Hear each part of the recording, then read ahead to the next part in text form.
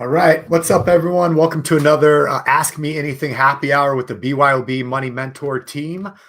We're going to be answering all your questions, so put them over in the chat box.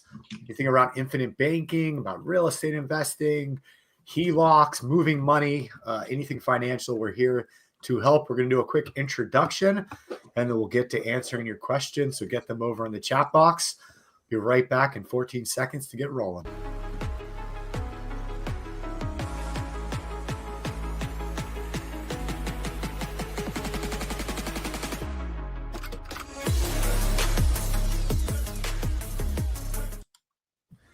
All right. Welcome, everybody.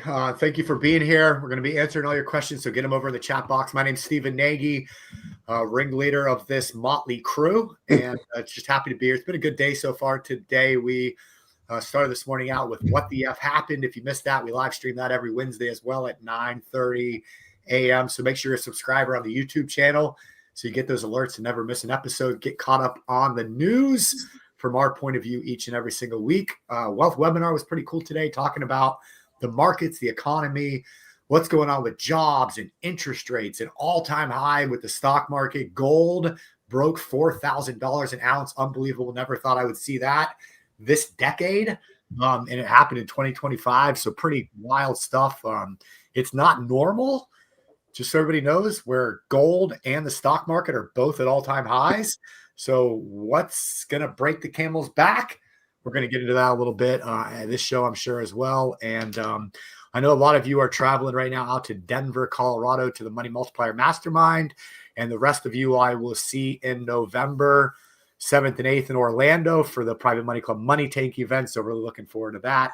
If you don't have your tickets, make sure you grab your tickets for that. But let's do a quick around the horn with everybody, and we'll get answering your questions. So get those over in the chat box. I'll start with Shauna Decker, says she needs to hop off in about 3 minutes. So Shauna, thanks for being here. Hello, everyone. Like four and a half, Stephen. Okay, we got I am Shauna. I'm up here in New York with Joe and Chris Noggle himself, and I am a user and consumer of infinite banking. So I have all the same questions as everybody else in the chat, and I love being, enlightened every day, learning something new. I'll pass it over to Brian Fouts. Everybody, Brian Fouts here up in Northern Idaho. Public service announcement. Always check the backgrounds if you're on camera. So I was on a call today. It's funny. The client goes, and the husband and wife were talking, get towards the end, and the wife goes, "Is that a Leopold?" And I'm like, she goes, "Is it hunting season where you're at?" I'm like, I had a big rifle sitting behind me right here. I'm getting ready. I'm getting everything out for hunting season, and she knew what she was looking at. And she goes, "Is that the Leopold, the scope and stuff?" And so had a fun conversation after that, but it was pretty funny. That's impressive. She knew what it was. Yeah, it was. Yeah, she knew it was. So, anyways, just always check the backgrounds. You never know. So yeah. There you go, Tess. Oh, I'm back. Hey, Tess. Hey, You're up. I'm up. Okay. I worked inside the four walls of an insurance company for 30 years. And when I found out about this process and how amazing it is, I thought, I got to get out front because it should be shouted from the rooftops. And if you hear a noise, if you see a little fur animal come by, that would be Acro. He's been talking. And as soon as he started talking, I went frozen. So maybe he's up to something. Hello, everyone. I'm Jason Sipple down here in the city. Beautiful. Thank you, Tess. Thank you, everyone. How's everyone doing today? Go ahead and get the questions in the chat. I don't see many questions in there yet, but we're here to answer them. We do this every Wednesday, so we're happy to be here and honored to be here and ready to serve. So over to you, Mr. HELOC. HELOC Joe here. Let's get some questions in about infinite banking and HELOCs and real estate, so we don't have to talk amongst ourselves for the next hour. So because we want to answer questions, so get them in, so we can do some answering. All right, Joe. Here's a quick question for you. Anna's saying, "Where has Bree disappeared to?" Yeah. She's around. She's with me all day long on all of our calls. So reading between the lines, she needs a break from Joe, everyone. She needs a little break. She needs not to see his face for a few minutes. That's all. So We did have a meeting just before this, Anna, and we did see Bree. She is still around, but I think like they said, she's Joed out for the day. All right. And then Christian O'Mara saying, so my question is to see what your opinions would be. So if I'm trying to expand my business, equipment is needed, can't go through the SBA or bank because of credit, where would I find private lenders or investors to expand business specifically through equipment? That's a challenging one right there, I'll be honest. When I was doing in financial education, this came up quite a bit. So the challenge is a private lender is typically not going to invest on a business because it's typically very risky and it's going to be dependent on what the collateral is. So I guess the question would be this, is that you might be able to get a private lender or someone like that, but you'd have to have some sort of collateral or some value to put up against that loan. And so that's why a lot of people go through the SBA. That's personally guaranteed though, which I would not recommend in my opinion because, well, personal experience. But yeah, I mean, if there's no guarantee, then they want to have collateral. So that's kind of my experience. My first question, Christian, is what kind of equipment is it? Yeah. Could the investor buy the equipment and then have that as collateral and then you pay them back kind of thing? I guess there's, Yeah, exactly right there. It's something so Private Money Club, the evolution is we would like to be able to, do loans on other things outside of real estate. Right now, Private Money Club's all real estate related, but with that being said, if you're able to collateralize it or, if you're looking for, maybe somebody to bring into the business, something like that, what you can do is go into Private Money Club and start, networking and posting in the community forum, because anything really is allowed in there as long as it's legal. So you can't post this in the deal section. There's not a separate section just for equipment or trucks or trailers, but you can get to that community section and, people in there are looking for places to put their money right now because they're getting out of the stock market. They're moving it around, real estate. The right deals in real estate are good, but there's also people looking to diversify a little bit outside of real estate as well right now. So, it could be some opportunities networking with people in there. And then of course, you guys know, I'm going to say it, but in Orlando next month, come to Money Tank and, meet people because people have money and they're looking for opportunities. And so if it makes sense, there's interest, there's profit involved, there's an upside, somebody may be looking to diversify out of some of these real estate deals, and that would be huge. And if you can collateralize it, that's, that much better. So definitely check it out. It sounds like it is the industry he's in is the semi-truck, logistics, because it looks like he's expanding for a semi-truck and trailer with guaranteed interest plus % of profits quarterly. And of course they can buy it and collateralize it, he says.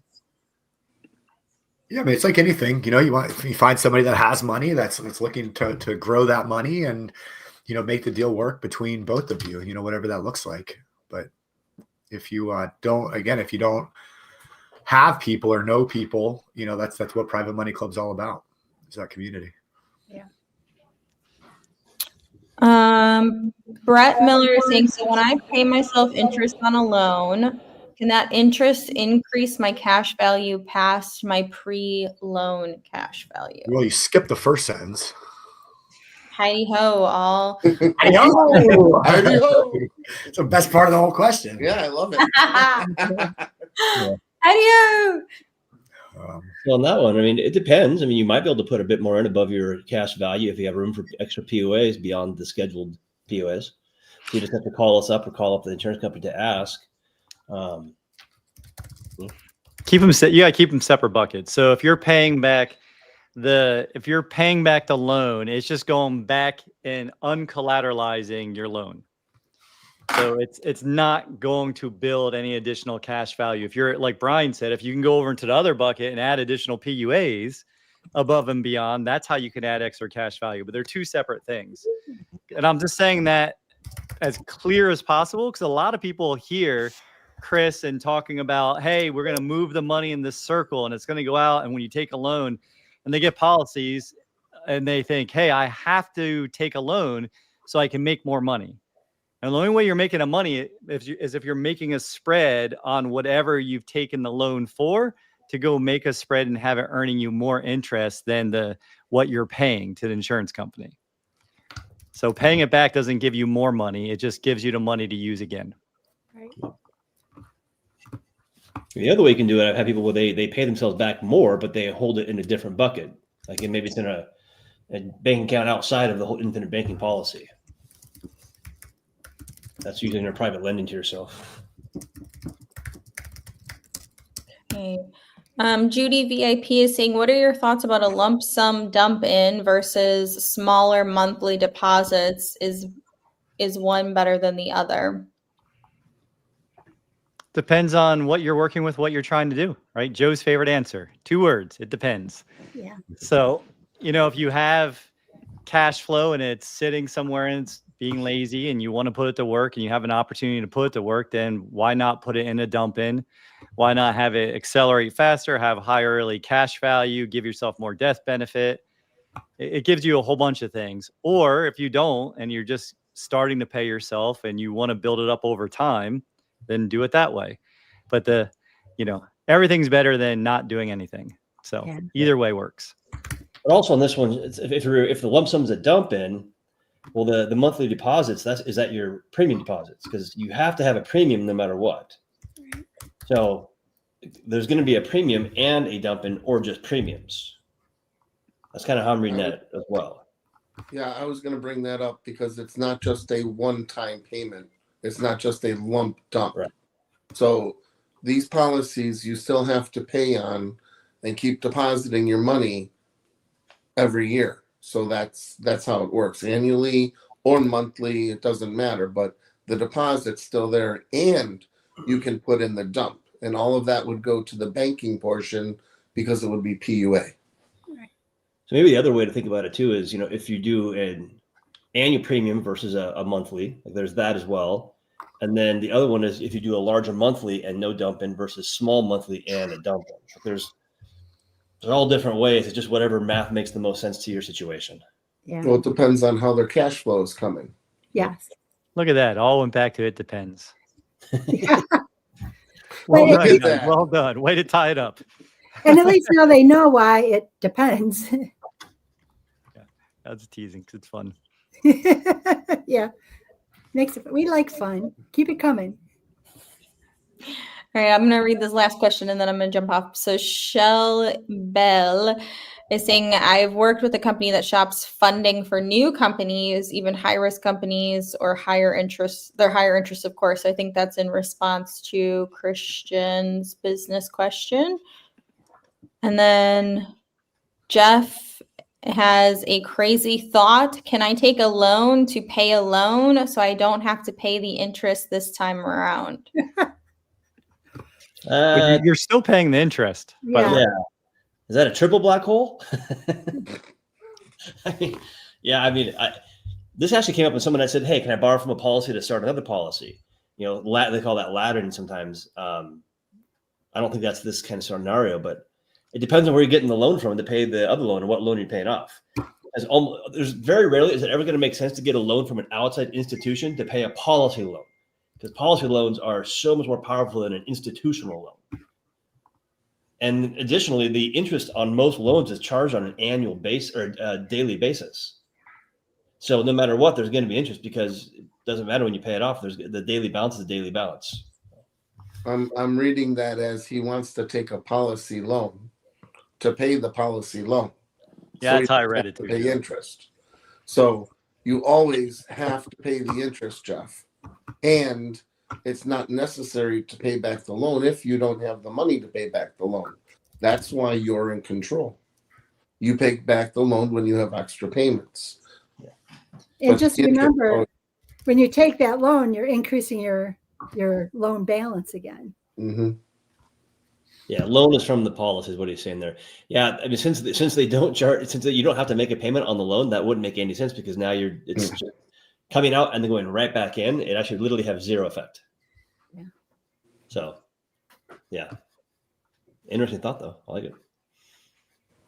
And then he says here, got it. I thought interest was only at the end of the year. It is, by the way. Well, Depends on what company. One charges interest and then adjusts it. One charges at the end of the year, but it's calculated on a daily balance. So it's not like you can like pay the loan off and there's zero interest. As Joe said, there's a daily accrual of that interest. They just apply it at the end of the year. So the better way to think of this is that if you make a payment on the loan during the middle of the policy year, you're paying the principal down, which means the effective interest rate is going down as well, because you're only paying principal. So that's why these loans are so powerful, is that you can really lower the rate anyway just by paying the loans back. Yeah. All right, guys, get those questions in because we're running out. Otherwise, you're going to hear Joe talk. We don't want that. He's going to teach us how to use the computers, by the way. Oh boy. There's an on button. I don't know where. No, I don't have a question. Oh, yeah. Do we have one here? Yeah, there's one here. So Brett says, I'm wondering if there is a loophole. I will give you more info momentarily. He's looking at his policy illustration, and his PUAs essentially ends at year 7. 8+ says I have the maximum allowed premium, which is significant. So wait a second. So is there a loophole? So you're saying that their policy illustration PUAs essentially end at year 7. Year 8+ says I have the maximum allowed premium, which is significant. Brad, we have to see your illustration because typically we don't illustrate the PUAs ending at year 7. What actually ends at year 7 is the term insurance, which lowers the premium. And then PUAs can continue oftentimes 5, 10, 15, 20 years. But we typically show the PUAs dropping off at year 11 just to show you how it can work. But one of the things I always show clients is the maximum you can fund the policy with. And then I show them the PUAs dropping off at year 10 as an option, or year 11, I guess. But I think we have to see the illustration because that doesn't really make sense. Yeah, the last part's got me confused too, Fouts. So it would be, if they dropped off the PUAs after year 7, they might have done that. I've seen that before, or sometimes you're going to do after year 10. Kids policies might be after year 15, year 20. But just know, no matter what year it is, whether it's year 2, 3, 4, 5, 7, 8, you always have the option. PUAs are optional. The premium deposit, the base, is what has to go in, plus $10 for most companies to keep the PUAs attached. So just know every time you're looking at an illustration, that's just showing you kind of how it was designed and maybe communicated with you, but doesn't mean that's exactly how it works. Yeah. And one of the things I'm trying to make sure everybody's aware of too is that when we show you an illustration, that's just showing you the options that you could choose to make it look this way, but that's not necessarily how the policy will perform, depending on what you do. It depends on what you do, because as Jason was saying, you have to choose to have the PUAs drop off at year 11. It doesn't happen automatically, even if it's shown in the illustration that way. And with some companies, when the term drops off at year 8, you have to request it to drop off at year 8. Depends on the company, I found out. I love that you're saying that, Brian, because a lot of this, for anyone that's listening today or is new here, banking is really about what you're doing with the policy. It'll work when you work it. It's that simple. It works when you work it. The more involved you are, the more you understand what's going on. And if you don't get it, just say, I don't get it yet, but just be aware that every year you have these different options. And so really understanding what those options are, what you can do with them. Like if you're someone who's did a large dump in, most likely, depending on your age, you'll be able to convert that term after year 7. So if that term rider runs from, drop it off in year 8, well, then you have to convert it in year 7 or 8, like when you're able to. But if it goes out to year 10, then you have 3 years. So it's really understanding the nuances of the policy. And if you don't get it all now, just change one thing. Where are you saving your money? How are you paying yourself? And then learn these things we're teaching you as you go. Yeah. And Brett, so I have yours pulled up, by the way. So Brett, you have an interestingly designed policy. So just so everybody knows, so he has a 10K, and Brett, hopefully you don't mind me sharing your numbers here. Too late. Well, he did say, let me give the numbers. Yeah. So it's a 10K premium policy. So it's $10,000 per year premium deposit, of which inside that is base premium, term insurance, and PUA premium. Then he's got the option to put in $65K for the first 7 years. Okay. So what happens in year 8, 9, and 10, Brett, is your premium drops down to $8,100. That's the actual base and PUA premium, because we removed the term premium at year 8. So the term goes away because we don't need that cost anymore to make it perform. So you're actually putting in PUA and base. Then at year 11, it drops down to 5K, which is your base. Okay, so he's got a 50-50 policy. He's got $2,000 a year of term insurance that lets him put in that $65,000 or not. So this is for Brent, for me, like that's cool that you can do that. Maybe I don't know what you do, your background, like how money flows to you. Like entrepreneurs sometimes want that ability, like, hey, I have big tranches of money that come in and I want to have it go in years 2 and 3 and 4. Like I saw an illustration the other day where year 1 was 65, year 2 was 60, year 3 was 9, year 4 was 35, year 5 was 54, year 6 was like 48. I'm like, what the bleep is this? like how, like, did you really map out every investment you had and it's coming back at this time and this is how it's going to work out? Like that's what I was wondering. And it like shows a 300% return, cash on cash return by year 8. I'm like, of course, because you're dropping in these giant amounts of PUAs into it, but you need the term riders in there. Mm-hmm. And often that term rider has a cost. So you're talking $14,000 that is allowing you to do more banking, but you're basically buying 3 extra seats on a plane, hoping your friends are going to be able to go at the same time you want to go. Yeah. And the cool thing about Brett's policy here, so everybody knows, is that the structure was built for the first year premium and dumping. And then we built it for the following years and checked to see if it changed the term, which it did not change the term or the structure of the policy. Oh, that's interesting. Yeah. That's the way I always do it, by the way.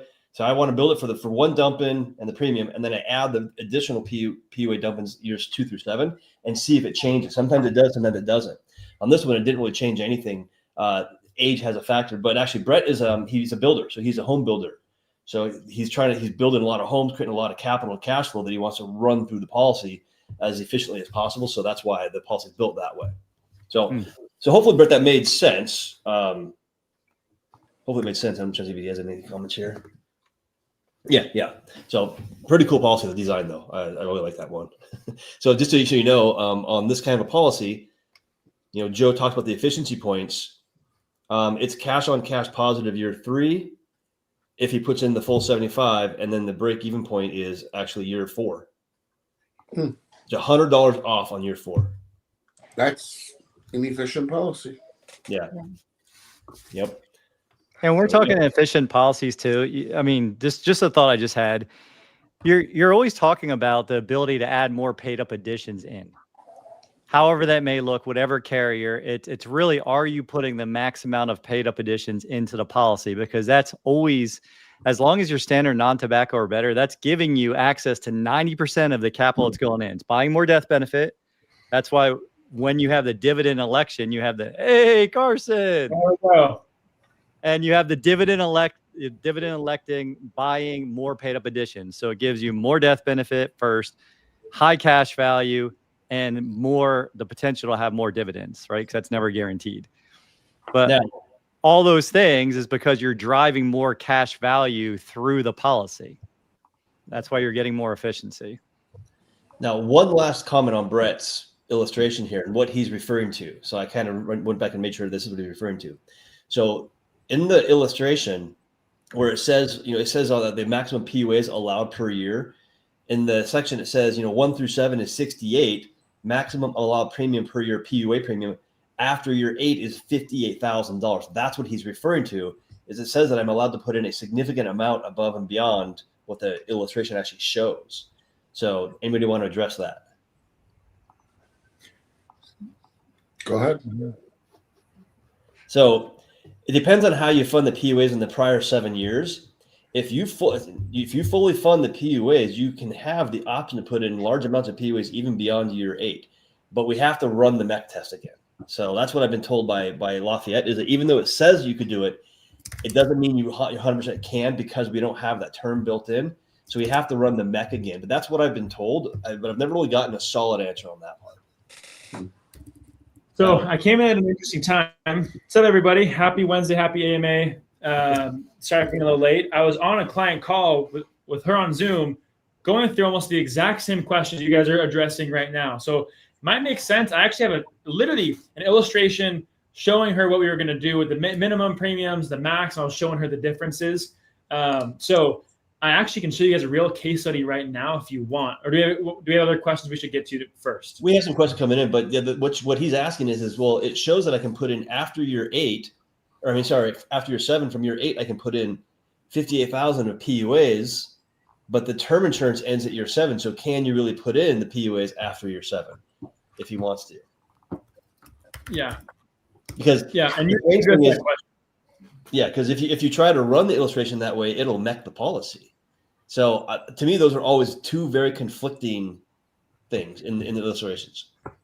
Yeah, I like it. Well, my scenario is a little bit different than that, but might also provide some context for those who want to better understand policy design and paid up additions. So in terms of, you guys are talking about it though, is you want to max fund your paid up additions every year to really build the cash value and the death benefit and the dividends and the whole system. But you don't have to have a set frequency in which you pay the premiums, I guess is what I'm trying to say. What I mean though, is I'm gonna share my screen and show you. I was just going through this.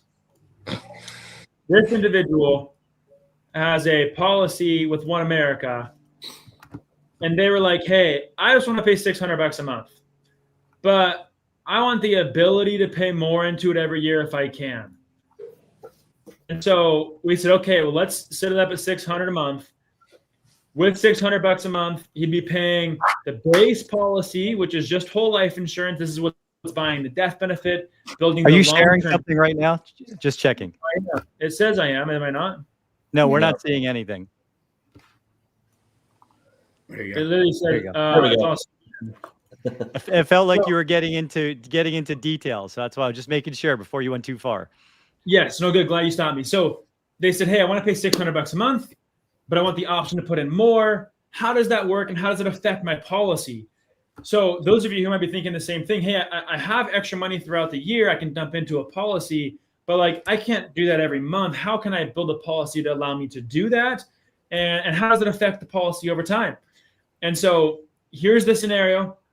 The base policy, or just the whole life insurance premium, was at $383 a month, and he wanted $600 a month. So we did another 216 of paid up additions. So $600 a month was going in, a little bit to paid up additions, mostly to the base. And if you were to look at the illustration with just those numbers, you actually wouldn't see a ton of cash value in the first few years because the PUA premium is pretty small compared to the base. But they were wanting to do 600 with the option to put in an additional 10 grand into the policy every year.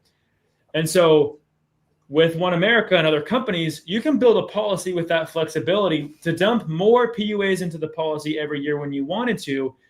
And so in this guy's situation, he could dump in another 10 grand a year in PUAs beyond just what he was doing monthly, built into his comfortable premium each month. So he said, hey, every December when I get a distribution from my business, I'll throw an extra 10 grand into this and paid up additions. Now, I won't show you the differences because it's a lot to screen share, but I just want to show you how that policy was designed. And the difference was for him that his cash value, if he was to max fund it every year, which he was planning on doing, versus just paying the minimum $600 a month, the cash value and the death benefit would be dramatically different. By paying in more 10 grand a year extra of paid up additions every single year, his cash value in 10 years would have been $120,000 more, and his death benefit would have been $200,000 more. So just by putting more through his system and one, it provides a way for him to use a policy at a frequency that makes sense for him and his business cash flow. And the more he puts through, the bigger the system gets to go do more and more investing. And you can. So I just took this on a total tangent, took this and took it over. So sorry for this example, but if that all made sense to you guys, or you're curious on how the PUAs affect the policy and the options with that, I guess that's another case study you guys can kind of take advantage of time. Carson, I wish you were more passionate about this, man. I just wish you had a little bit more passion and excitement and helping people and helping them have that flexibility. But what Carson just said, if you didn't fully get it, is this gentleman, $600 a month is comfortable. That's manageable for him. And the floor was even like the manageable floor, like what he truly has to put in was what? Was it $300 a month or a little bit more? Yeah, $380 a month. So less than $400 a month was the manageable floor for him. And you can add an additional 10 grand. Why? And what happens when you add 10 grand? It does three things every single time of paid up additions. It's always gonna, I said this earlier, but just to repeat it, it's gonna buy you more death benefit first because it's life insurance. It's gonna give you high cash value. And typically if you're standard non-tobacco or better, it's gonna give you 90 plus cents of every dollar you're putting in. So if he puts 10 grand in, that's 9,000 new dollars. Right? Like I just had the same exact conversation Carson had with a 58-year-old woman who was just approved where she can put an additional $6 grand a year back in. And if she did, it would take the policy's efficiency from 54% in year one, this very plain, simple policy, to 75%. It would move up the efficiency point by a year and a half just by doing it 1 year. So imagine if she keeps doing that every year, the flexibility it gives her and the additional monies that she can run through the policy, because she has money coming in sporadically, depending on bonuses, depending on how she hits things. So it keeps her from needing to expand her. Because I used to say to everyone, Joe said this, maybe Fouts used to say this. People say, when do I start a new policy? Well, this is a 40-ounce mug. Can you put 50 ounces into it? Right? Or 12-ounce mug. Can I put 16 ounces into it? And if you say yes, I wish I could work with you. I love creativity, but that's too creative. Right. But now we can actually say, yes, if we talk about it up front, if it fits your situation, we can help you build that. Yeah. And Brett has a follow-up. And Steve? Oh, we lost Nagy and Carson. So Brett has a follow-up. He says, looks to me like I can add the cash value of $58K annually years 8+. Well, it shows that, but in reality, what's that? You got to ask. You have to ask. You have to ask the carrier, because at some point you're going to hit the max. Well, your term drops off. So, but guess what? Is term insurance renewable? Yes. So if you renewed the term, you could actually keep adding those numbers, but you have to ask, because after year 7, since we dropped the term off, it changes. So if you renewed the term, you could actually keep adding the stuff back on. So that's just kind of some of the things to keep in mind. And then the second part of your comment here brings me back to my question. It looks like the interest paid on my loans will be able to add significant cash value. Well, the interest you pay on your loans does not go to your cash value. It goes to the insurance company, because your loan is part of their overall portfolio of investments. Now, as their investments perform, they pay dividends, which comes back to you in the form of cash value. So that's really what's going on. Interest goes to insurance company. Interest goes to insurance company pays dividends. That's kind of the circle of how I look at it. But good question. All right. Okay. So here we got a question for Joe. About to close on a HELOC, and would it be smart to pay my yearly premium to use my usual monthly payment to add to the Velocity banking to pay off my debts? It's always smart to, if you can, do an annual deposit instead of a monthly deposit, because every month they'll tack on a user fee. Could be $22, $32. The ACH transaction fee? If you're doing, monthly, just like if you were to pay your car insurance. A little. What? Oh, the ACH transaction fee? No, every month. Every month there's a payment if you go monthly or if you go annual. Mm-hmm. If you do annual, then there's no monthly fee. But to add to the Velocity banking to pay off my debts. So everything that's coming into the house anyway is going into your HELOC. So once you run the money annually through the policy, you would take it out, put that into the HELOC, because we don't want to pay 8% interest. We only want to pay the difference between your loan and your dividends, which if it's Lafayette and it's a dump and you're doing a HELOC, probably looking at close to a high 6. So 7 would be the interest rate. 6.5 could be coming in as the dividend, or 6. So that's 1% inside the policy when we're paying a straight 8 on the HELOC. So we always would want to run it back into the HELOC to pay the Velocity to the higher interest rate. Yeah, there you go. I thought Carson overall was on. I thought that for a moment too. Baby in there. I was like, is he dressed up for Halloween already as a scarecrow? Yeah. baby in there. You breastfeeding? I know you live in California, so Yeah. I got jokes. Sorry, guys. All right. By the way, Joe's last name is Helock, by the way. Yes. Stop it. Kovacevic. So Brett, so by the way, so Brett, we keep coming back to Brett. So Brett's a home builder. So he's actually going to be treating, when he borrows from the policy and lends to himself, he's going to treat himself like he would a traditional bank. So he's going to charge himself the interest like a hard money loan that he would get to go do the home thing. So he's going to take the delta between the policy loan interest rate of maybe, let's say, 6.5% and a hard money loan at maybe 12%. I'm not sure exactly how you're going to do it, Brett. And then he's going to capture that delta in another LLC potentially. And so he's treating every aspect of his business just like he normally would, except he's now in control of a lot of different buckets in that whole transaction, which means he profits more, which is awesome. Yeah. So that's what he's got going And on. Brett, if you're using your own money as a bank to buy and rehab big properties, you must be balling, man. He's a builder. That's awesome. Yeah, he's a new home builder, I think. I'm sure you're crushing it. Yeah, that's awesome. All right, Adul says, can I open a policy and have my bi-weekly paycheck direct deposited into the policy? You wouldn't be able to put that much money in it. Yep. Yeah. That's the first part. That's the first part. For the IRS rules, it states that we can contribute up to a maximum of 25% of our annual income. Yep. And then also you can't do a bi-weekly premium deposit on a policy. You can do a monthly deposit.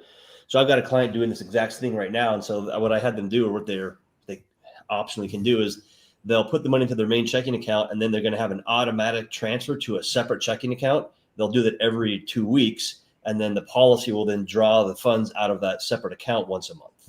So it kind of operates the same way. It's just the insurance companies don't do biweekly deposits. So Justin, so does the PUA ever drop off, or will it stay as long as the policy is alive? Joe. The PUA will always be there if you want to pay it. So when I illustrate it for efficiency, I usually drop it at year 11.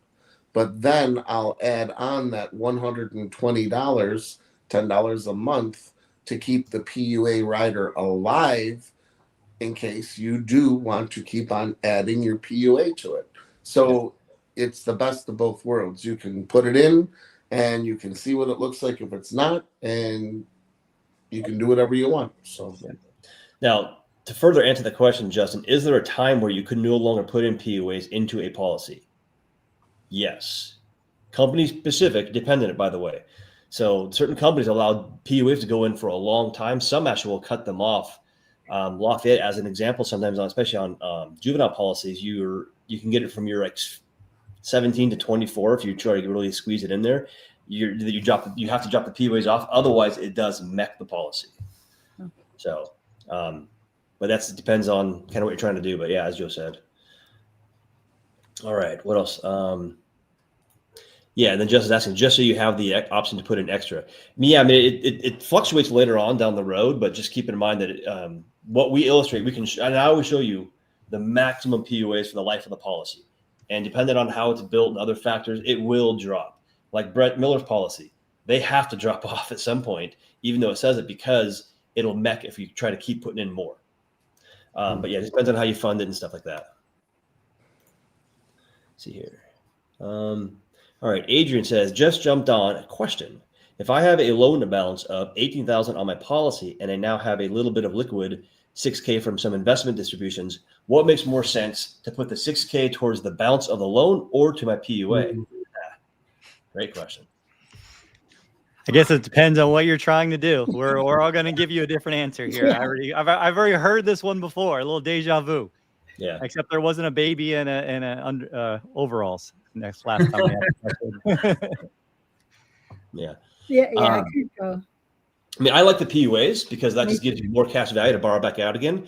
If the money's out there working for you, and you can put $6K and borrow back out again and put it to work and create more cash flow, that could be a great option. So once again, it just depends. But if you put it back into the loan and are you going to borrow it back out again, well, that's just like not even paying the loan back. Yeah. So I'd want to put into the PUAs, have more cash value, which means more dividends, which means more death benefit, which means more and more and more and more down the road. That's my favorite too. I would always say, if you can, fill up the PUA to the limit, and then if there's leftover, pay back the loan. Yep, there you go. I feel like if Chris was here, he would say the opposite. He would tell you to pay back the loan, be an honest banker, make up the margin on the little additional that you're saving, right? Because you're bringing, if it was a 6% loan, you're probably bringing it down to actual loan interest paid of less than 3%. So, different ways to look at it.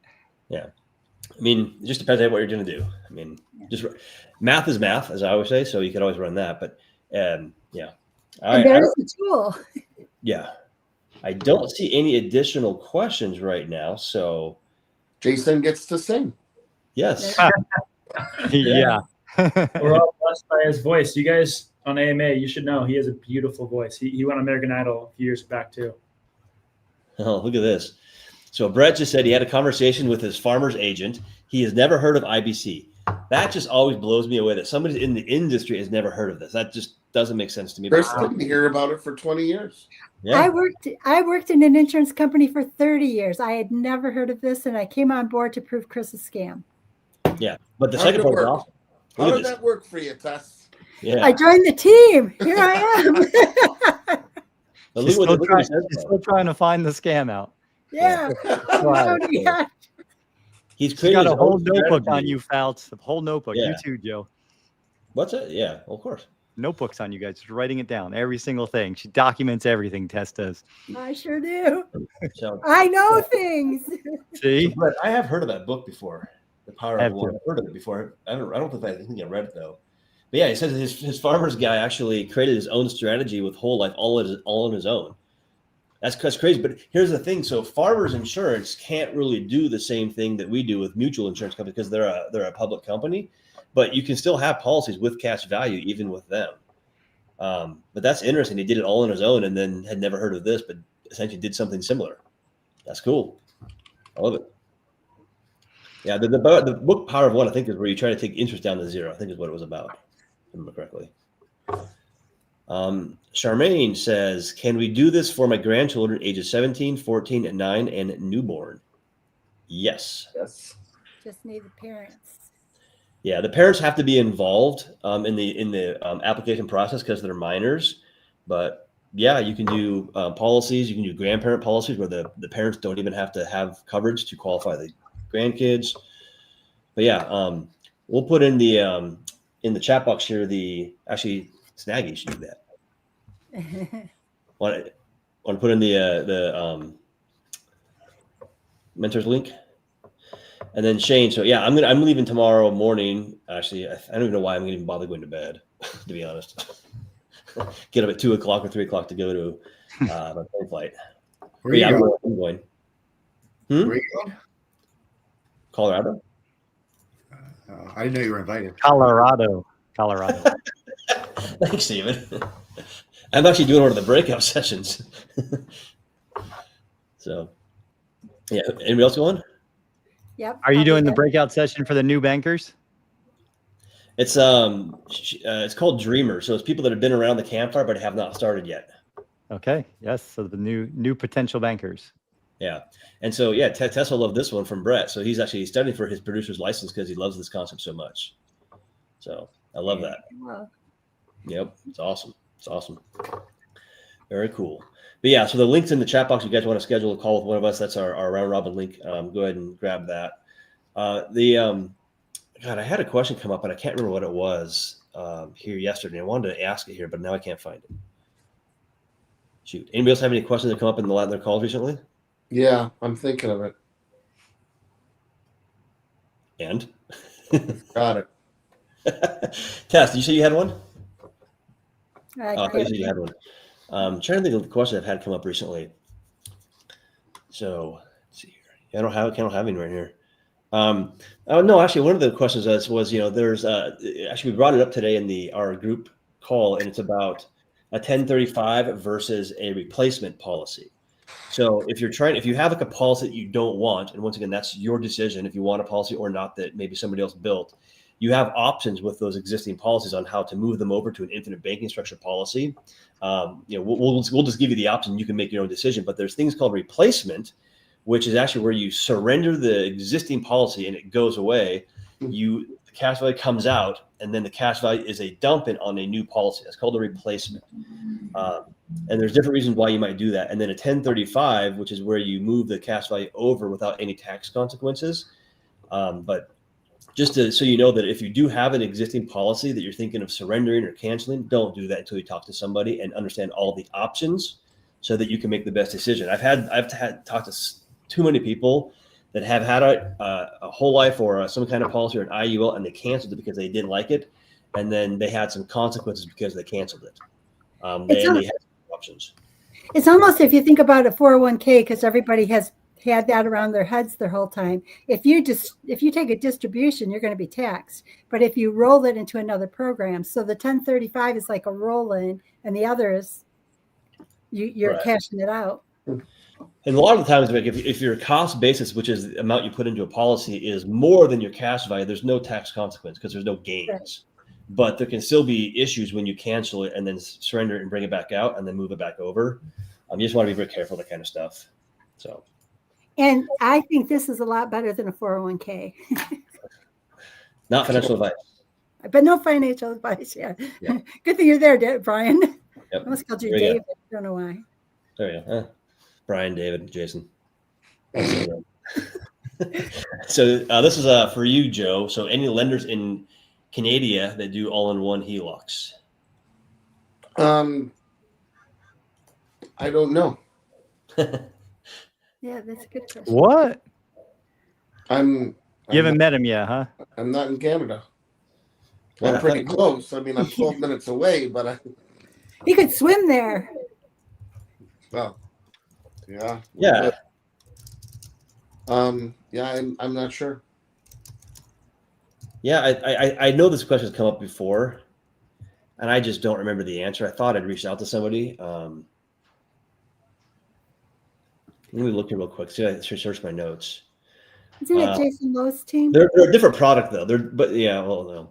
They're a different product in Canada. It's depends on what company with, but I just looked it up, and this is the answer I had was a re-advanceable mortgage. They call it something different. But I believe they have something similar. You just did look up. So the companies that I had looked up before for a different client was RBC Homeline Plan. So RBC is the company, CIBC, and Scotiabank. Yeah. So those are the ones that I had looked up before that offer something kind of like that. So it's like what they're doing is like in Canada, from the email I created years ago, they combine a mortgage with a credit line is what they're doing. So it's a combination kind of loan. It's a little bit different. There you go. All right. Nisha says, I have a question. If I borrow $200,000, can I put it into a privatized policy before I deploy the money on the deal? Or if they loan money to my debt fund, can I put that into the term life policy, then deploy? Creative, very creative. We get this question sometimes. You're awesome for asking. It's you must be scaling and growing a business, which is great. But we want to be very careful with things like that. One, I guarantee you that your note you have with your private investors is not going to let you put their money in a policy in your name.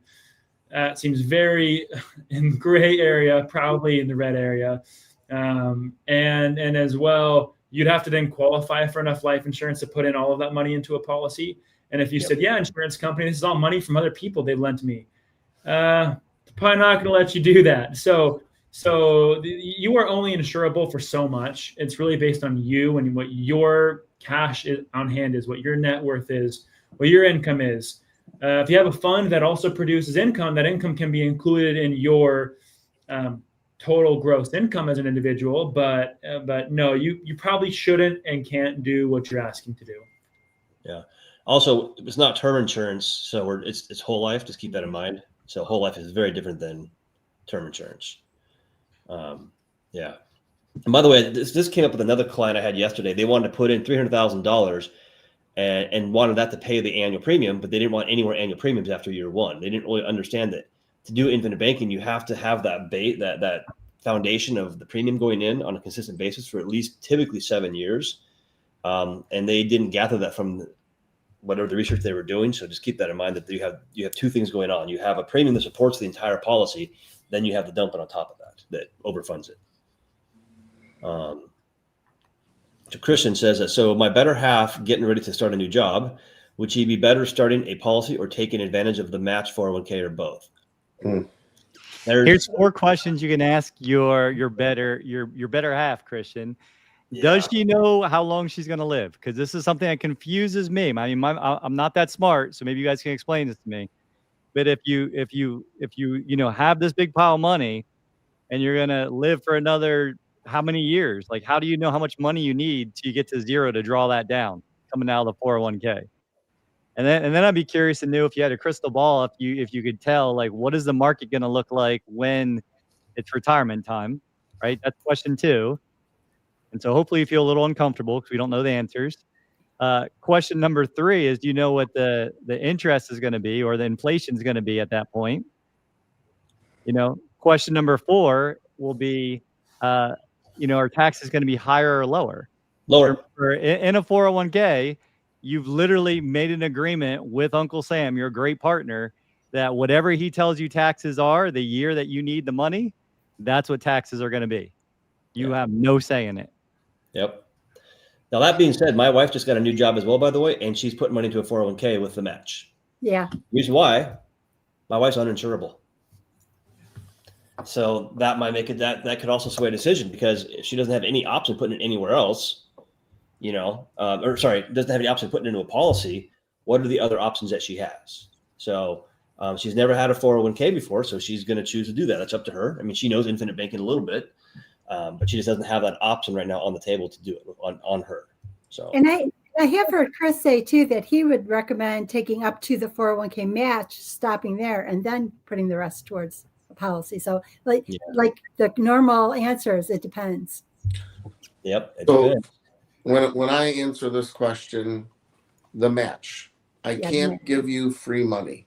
So if you were to contribute up to the match to get the match, now you're receiving free money. But now, what are you putting the money into? Yeah.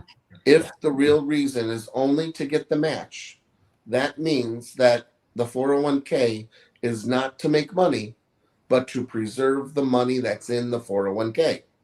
So therefore, that means you can't put it into mutual funds. It can't go into international or small cap. It needs to go into what? Guaranteed, stable, to always grow your money and never lose $1.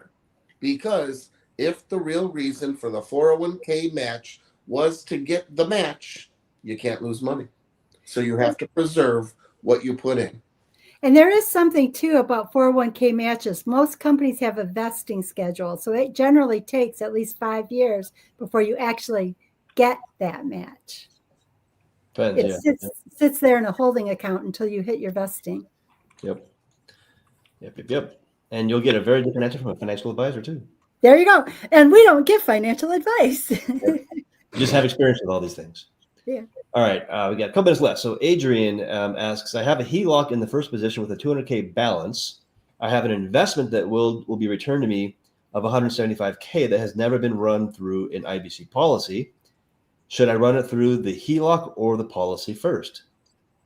Well, first of all, as soon as you get it, you're going to put it into the HELOC. First thing. Why? All money that comes into the house goes into the HELOC.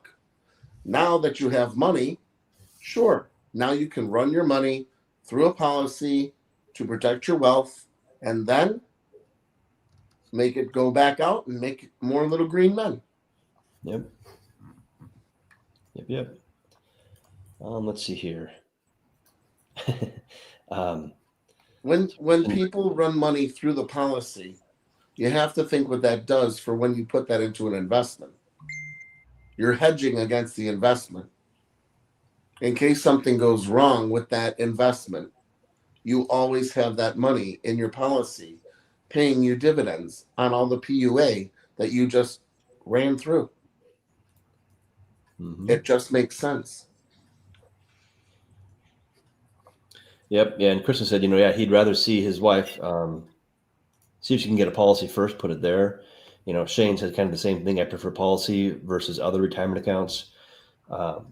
Yeah. So there you go. We're all here because we're looking for uncommon results. Like if you're listening to us right now, you're looking for something that is not the common result. It's not you're hoping and wishing and praying that things are going to work out one day, someday, if you keep doing the same thing. So you're looking for another direction. We've all kind of went down that individual personalized rabbit hole ourselves. See you, Snaggy.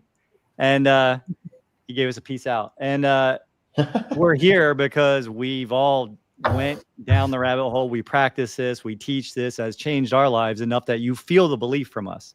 Like we all have our personal experiences of why we do this and what it means to us. So if you want to know exactly what a 401k is, ask yourself, 20 years ago, how many candy bars could you buy for $1? Less than today.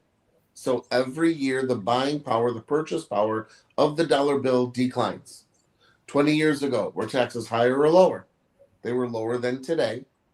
Every year, taxes go up.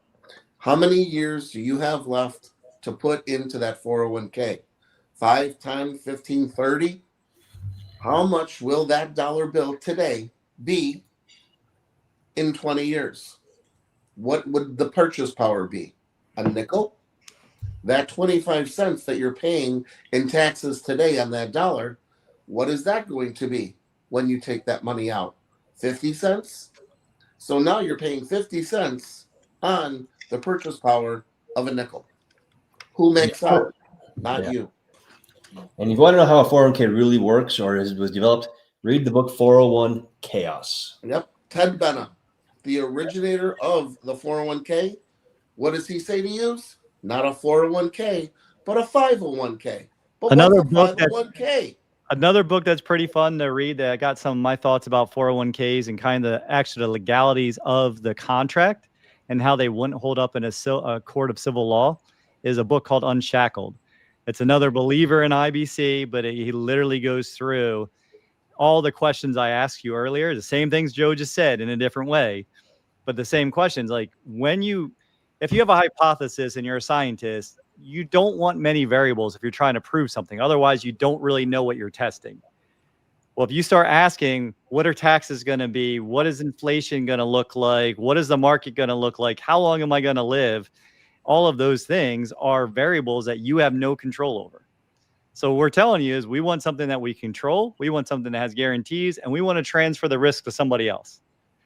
What happened when I would call it the great heist, when 401ks and all these qualified things happened, is all of the risk went from the company to the individual. And literally ever since, you see the stats, 5 out of 100 people retire with financial stability, right? Or security. And that just means they don't have to go back to work. It doesn't mean they're wealthy. Yeah. So, and I love what Joe was saying too, is that, the creator, I'm kind of the guy that created the concept of the 401k. Yeah, it is busy. That was interesting. So Ted Bennett actually recommends he actually invests in life insurance, not 401k. Not the 401k, but the 501k. What is the 501k, Brian? Life insurance. A specially designed whole life insurance policy. Gee, so strange. That's why we're here. That's it, Shane. 5%ers here. That's right. We'll knock out these last 2 questions real quick. So Anna says, do you run the money through the policy when the policy is in early years or when your policy is or when it's inefficient?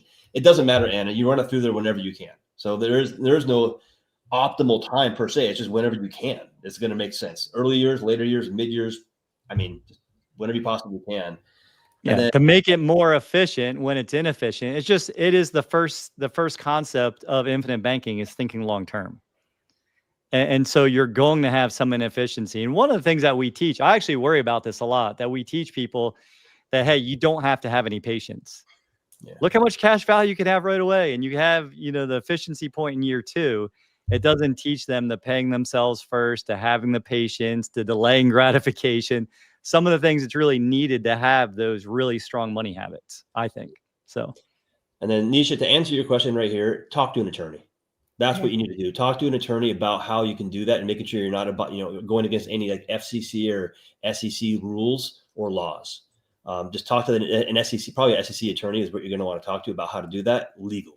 So that would just be my recommendation. I could set my lender up and have 200. Yeah. Well, we did it. We made it to the end again. 5:33. We started at 4:33. We're ending at 5:33. 60 minutes all. Look at us. 59 minutes and 47 seconds. Fouts. All righty, everybody. Well, another Ask Me Anything. Appreciate everybody being here.